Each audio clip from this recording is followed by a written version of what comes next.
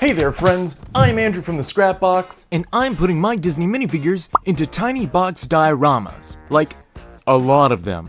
But there's one series I've refused to touch. So popular, so beloved, so incredible, not you, that I've been too intimidated to make anything. That's right, Toy Story. Toy Story 5 has been out for, there's no watch here, 2 weeks, which means I don't feel bad about spoilers, and we're gonna make a wedding, where we fill out the Toy Story crew and put them not in a tiny box diorama, not in a medium box, but a jumbo box diorama, squeezing as much detail in as possible. Let's get to it. But what is a tiny box diorama?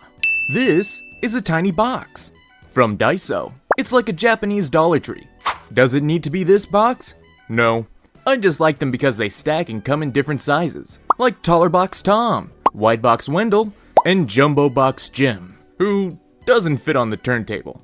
There's also Long Box Larry, but we don't talk about Long Box Larry. Okay, those are the tiny boxes, but what about the diorama part? Well, a diorama is just a little scene, and so each box contains a little scene from a movie. Cinderella at Midnight, Peter Pan fighting Captain Hook, and Flamingo Croquet with Alice. However, the scenes are usually determined by their figures. For example, Hercules. Honey, you mean Hercules! Since only Hercules and Hades exist as minifigures, the only scene with just the two of them is this one right here. Sometimes, if no scene exists, I'll make a poster scene. There's no part in the movie where Aladdin, Jasmine, and Abu fly away from the Cave of Wonders while Jafar shakes his fist and a giant genie floats in the sky, because the poster just shows you the central concept. Like in this diorama, is Aladdin sharing Genie and the Secret of the Lamp with Jasmine, but Jafar is sneaking in the background and spying on them. All these things happen in the film, just not at the same time. The Incredibles do defeat Syndrome, Screenslaver, and the Underminer, just not at the same time. And then they don't have a giant group hug over their enemies. That'd be weird. I might redo this one. But overall, I'm sure you get the picture. Disney movie comes out, Lego makes figures. I make a scene while giving fun facts and jokes, and stupid people threaten me in the comments. It's the circle of life. Oh yeah, sometimes, when there is no figure, I might just make my own. Like with Timon and Pumbaa, or Mirabelle, or most of the characters in here. Or if there's more than one version of a figure, I haven't figured that one out yet. I've just been using one while the other ones awkwardly stand there. It's probably a job for the TVA. But what if there's a lot of minifigures? Like too many for just one box? Then you move to a larger box. Duh. I've only made a few larger boxes as I do try to squeeze as many of the figures into one scene as possible. Until now. One of the main reasons I never made a Toy Story diorama is because it's so much.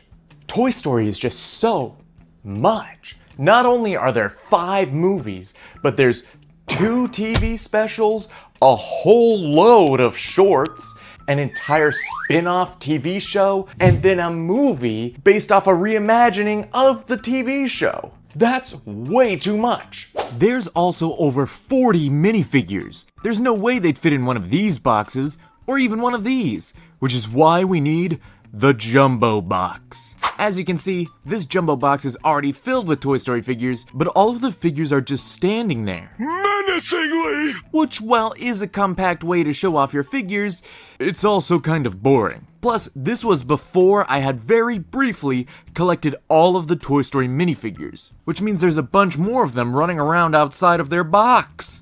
Don't tell Pete. Now I can't even claim to have all the figures because these sets came out. And that's a whopping $150 for one little Slinky Dog. Of course you get a huge Slinky Dog too. But that's a lot of money. But it's my beautiful springy boy. It's too high a price. But I want the little baby puppy dog. But capitalism. I'll get him one day. There's also this Toy Story 5 set. It's not good. No. It's bad. Hopefully they make better sets in the future. Like with Spider-Man. So, how do you take this enormous quantity of minifigures and put them into one tiny scene? Surely there's not one scene that contains most, if not all of them. Or is there? Because if you've seen Toy Story 5, which I'm assuming you have, because this is what the video is about, and also you made it past the spoiler section, you'll know that at the end there was a beautiful wedding between Jesse and Bartholomew McLightyear. And Woody was there, and Bullseye was there, and even Bo Peep showed up for a moment. And the aliens, and Forky, basically the whole cast. Which means finally, we can build our scene. Starting with some missing characters. Lily pad. Gonna start with an easy one because a Lego Lily already exists. Right here in this official poster. The only problem is, I don't know what those pieces are. Better zoom in. Enhance. You can't enhance, that doesn't exist.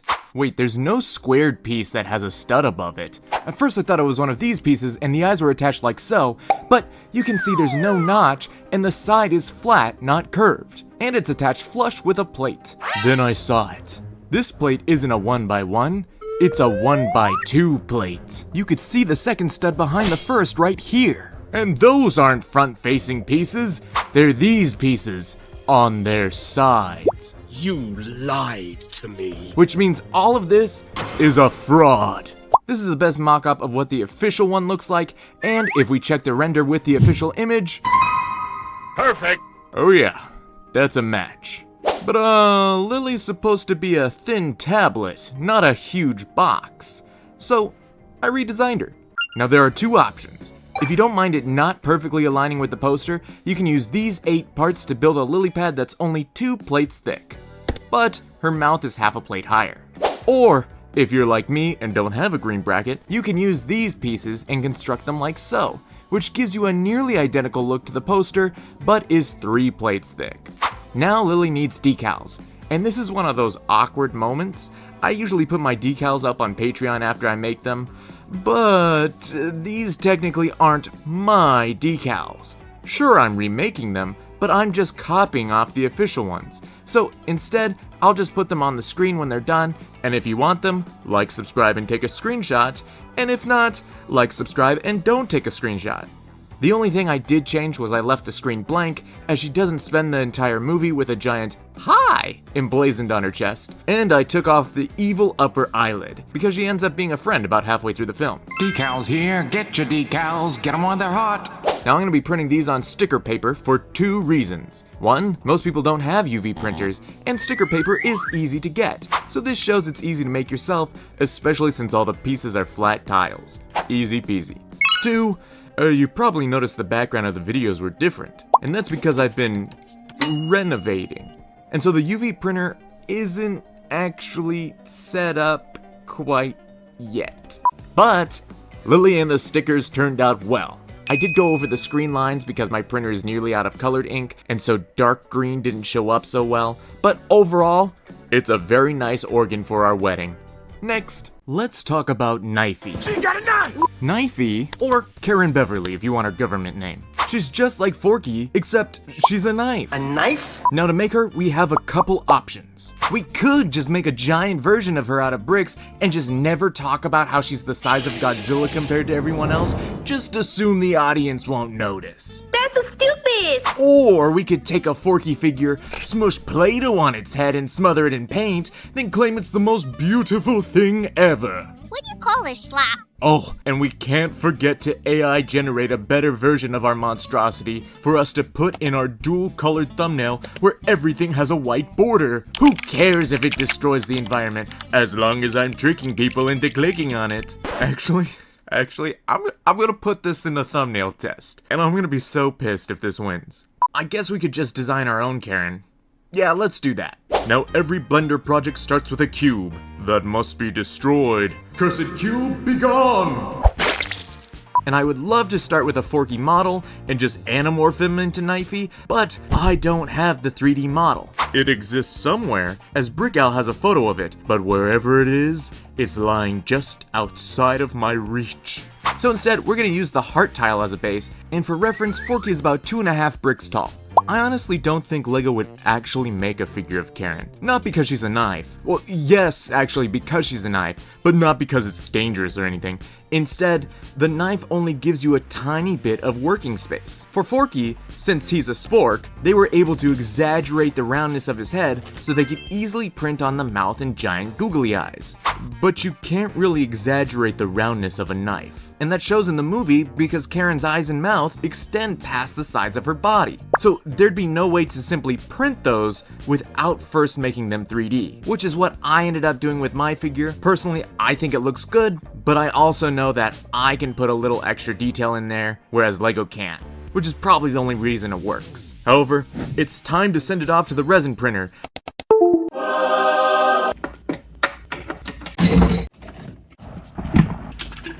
And ooh, did you catch that? In the words of the infamous Carl, multiple things happened at once. 1, I made a huge dumb mistake. When printing, you need to add supports to your model, because otherwise your printer will try to print mid-air, and your model will fall. I added no supports. None at all. 2, against all odds, somehow Palpatine returned. No. Somehow, it's still printed, with only a little bit of a mess with the hands and base. That's not possible. It's a miracle. Now, I'm not one to look a gift horse in the mouth, so we're just gonna paint her up as is, and wow, I'm really surprised with how well she turned out. But my paint skills still definitely need a ton of work. I also made a digital model, which always looks a bit nicer and is fun to look at. But on a serious note, did you notice how Karen regressed between Toy Story 4 and 5? Usually when a toy is born, it takes them about 2 days to be fully functional, as we see with Forky and the Army of Buzzes. Knifey developed very quickly, already being able to ask, while admittedly struggling, a fully structured question on her first day. Toy Story 5 is 2 years later, which should be 2 full years of development for Knifey. Yet, instead of being fully cognizant, she has devolved into not being able to understand single words. Karen is losing her sentience. In the Toy Story universe, every toy is alive. It's basically the original Poppy Playtime. But in Toy Story 4, something that was once trash crossed the line into being a toy and gained life. Meanwhile, Toy Story 5 shows that some tech becomes a toy, but other tech like phones are not, despite them being essentially the same thing. There is some in-universe line where once crossed, non-toy items are given toy status and then toy life. But does it go the other way? Toy Story 6 will be about what happens when something that once hopped the line into toyhood loses that status. Toy Story 6 will be about how the life of a toy ends, starting with Karen. But that's just a theory. A film theory. No? Okay. Moving on.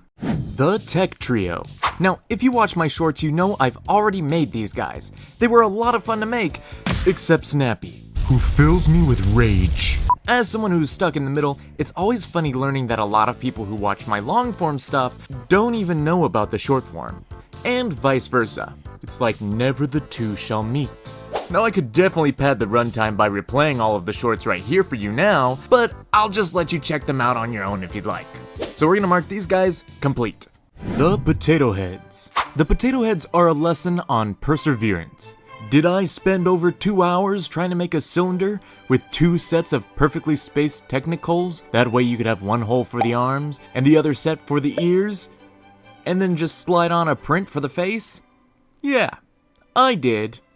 And it was terrible. All that time wasted. But you know what I do when I get kicked down? I look to my wonderful Patreon members, who I imagine whispering motivational quotes into my ears like, "You can do it! Don't quit now!" And, Please, I want a potato head that isn't an abomination. Pretty please with sugar on top. and because of that support from those fine fellows, I could do things like try again after only crying a little bit. And try again I did. So thank you from the bottom of my heart. Because of you guys, I was able to keep on keeping on. And I came up with a couple of options. One is what LEGO would most likely do. Have a body that connects to Mario feet, which are essentially already the potato head feet. And then it's a generic mold with just a nose and ears. That way LEGO could print both potato heads and different mustache movements and expressions without any issue. Option 2 would be if they added 3D eyes, which I honestly like best, and this is going to end up as our Mrs. Potato Head. Because 3 is adding a mustache. That's a mighty fine mustache though. Why are the heads weird, you ask? It's the only way to fit a hat. But it's not weird looking with the hat on, at least. Just when they're bald. Now, I did order arms and red legs for the potato heads, but they still haven't arrived. And while Mr. Potato Head turned out alright with some printed arms, they're very stiff. However, I love his render, and I think it looks better without a mouth. But what do you guys think? Also, we don't talk about Mrs. Potato Head. I'm kinda at a loss for making a mouth that doesn't look terrifying. But there they are. And finally, the ring bearer. He's a Roomba you can easily make with these pieces, though I can never get them displayed without the camera's shadow getting in the way. We've got a bottom plate, red 1x2 for the eyes, then tile off the outside. As for the middle, put a 2x2 there. That pepper hair is integral to the build. Next layer is just a dark gray plate, and then once again for the top, tiles on the outside, jumper tile in the middle, and if my camera would ever focus, he could put the ring right on top. Is it bad that he's my favorite out of all of them? He's just so cute. Alright, all of our characters are finally complete. Some of them turned out great, some of them turned out... I really want to sit down and take a paint class one of these days. But they've all RSVP'd for this wedding, which means we have to make the actual scene now. Well, let's go! Now it's time for the jumbo box, and since this is my only spare, I have to clear out all the previous figures. While the figures are on normal studs, the bricks and plates are attached with low heat hot glue, which is cool enough where it doesn't harm the Lego and it peels right off of it. See, no damage. That being said, don't use hot glue unless you know how, have supervision, and know the temperature of the glue. While it does come off of Lego, it really sticks to the base of the box. I need a knife to scrape it off. Oh, here we go. This'll work just fine. It ain't pretty, but it's free of lumps and bumps. Now time for the important decisions. In a theme full of variants, which figures do I pick? I think we're gonna stick with the classics for this one. However, Buzz needs a kilt. And this guy's wearing the only one I have, and those are basically his pants. Can't steal a man's pants. So instead, I went looking for a spare, and found this green skirt piece that works pretty well, as long as he doesn't turn around. Bo Peep crashes the wedding in her blue outfit, so we'll use this one. And Duke Kaboom was there for at least a minute. Forky and Knifey, of course, gotta grab the potato heads too. Lily is the organ. And these guys technically aren't there, but they do use the webcam, so I'm gonna stick them in there. Of course, we've got Rex. I think Ham was there. He's in the poster, but there's definitely no way to go online and check. So I'm just gonna assume he was. We've got all 3 aliens, and of course, Bullseye. But I just realized that when I dropped him, I scuffed his nose, and I'm devastated. I don't remember if these guys were there, but since Duke and Bo are, I'm guessing they were. Better safe than sorry. And I'm gonna assume there's at least 1 army man in Bonnie's house, but we'll include 3, which means all of these are just variants. Oh, and these guys too. So the only people not at the wedding are these 10 figures, including RC of course. And they're very conveniently aligned with individual films. Maybe each other film does get a small box. We'll see. Oh, and of course Slinky isn't there, but that's a problem for later. If this video does well, maybe we'll splurge and get a Slinky. If not, no Slinky. Them's the breaks. Now all I have to do is build the scene. So our base is at least a 12x40 area with some little extra in front. I want to have this diorama be half in Bonnie's imagination and half in the real world. So the front will be the imagined wedding and the back will be the bedroom. I think I'm going to have the altar up here and then some pews along the side. But first, I'm going to turn Lily into an organ with these series of plates, some studs with holes in it, and now I can add these gold action pieces and a candelabra so I can create all the golden pipes. She's looking pretty good. And then I made a pretty plain wall, but it has a heart-shaped window. They'll all fit in place like so. Now the hedgehog wasn't important enough to make a figure, but he does need to officiate, so he's on his podium. And our lovely couple is front and center. And then I'm definitely not trying to hide Mrs. Potato's head face. I don't know what you're talking about. Here I've made a pretty simple pew, and up front will be Mr. Potato Head, Forky, and Knifey. The next one will have our 3 aliens, and behind them, Bullseye and Ham. And I'll sneak Ducky and Bunny in there too. I'm running real low on tiles, But I got the red carpet and the ring bearer in there. And now we're in the real bedroom where Rex sits on a Lego chair. Definitely remember that one from the film. This could be a wooden block, could be a minimalist Rubik's Cube, but it makes the perfect seat for Duke either way. Adding a giant sock to show it's a bedroom. And then we've got our tech trio peeking in from the back.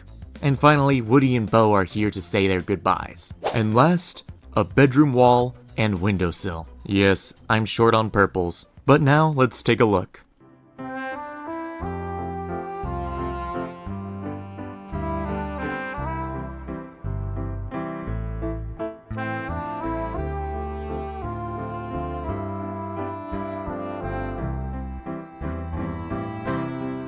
Oh man, I wasn't sure at the beginning, but I really like this. The only remaining question is, does it actually fit?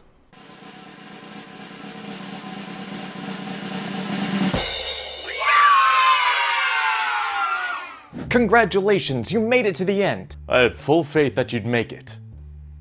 That was a lot of work, but I really liked how it turned out. Oddly painted figures and all. But you know the drill by now. As always, I've been Andrew, you've been watching the Scrap Box. Do all the YouTube things, like, comment, subscribe, slowly creeping to that 1 mil. Almost halfway there. You could be a part of that. Why am I doing finger guns? I don't know. But I want you to have an amazing rest of your day and stay cool because it's very hot outside. I'm gonna go now. Bye-bye.